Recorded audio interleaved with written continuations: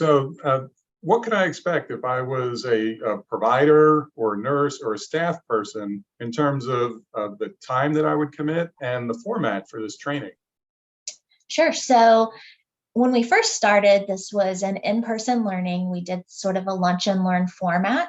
Everyone was invited. We had great attendance. I think everyone enjoyed kind of getting together with the other coworkers maybe they don't get to see on a daily basis. And so it became a real fun event in that manner. Of course, over the course of the last few years, we've had to look at some other options because of not just the COVID pandemic, but also our footprint grew really large. And so people traveling in for a 1 hour session really didn't make much sense. So we started with a live and recorded virtual training. So we still offer it in person, but it's also recorded and offered so that we can have a bigger audience for the training. We also implemented a self-paced learning opportunity. So instead of just watching a recorded virtual session, they can actually go and take a learning module, and they can go through, watch a video, answer knowledge checks, and really keeps you a little bit more engaged than maybe just watching a recorded session. So that's been well received as well.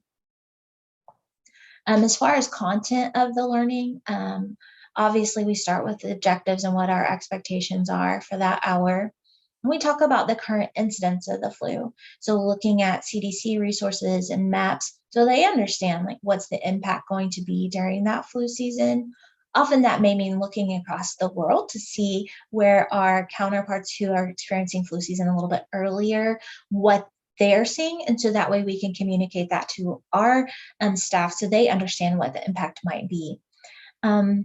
And we also help them address like which populations are at highest risk so that they can address those concerns in the clinic and identify people that may not normally be on the radar as being a high risk for flu or pneumonia. We also talk about, again, the available formulations for that season and recommendations. If there's changes, we usually go over FluMist if that's going to be offered because it's a little tricky in administering that. So we want to make sure it's administered correctly.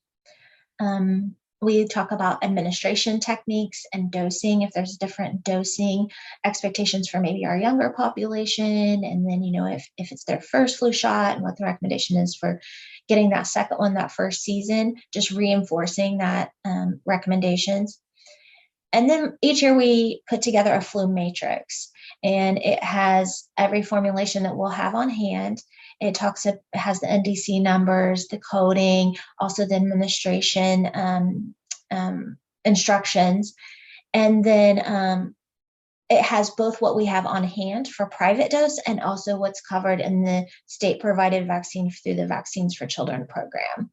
So they can have us see what else is available to them and what they'll be administering that year. And that also helps us target our education so we can really focus in on those that they're going to be exposed to. And of course, we talk about the current pneumococcal recommendations. That's really important to us that those are co-administered, but really putting that recommendation back out to them and answering any questions they might have. And then the last thing we cover is how to report errors. People get a little nervous about you being transparent about that, but we just reinforce how important it is to share their experiences with others so that those mistakes won't be made again. And maybe they even become the one that advocates for that change that we're making. We've done a lot just in storage and handling and labeling in our refrigerators so that we use the appropriate vaccine. So we talk to them about how to report that internally. And then, of course, if there's a larger issue, how to report that in the VAERS system.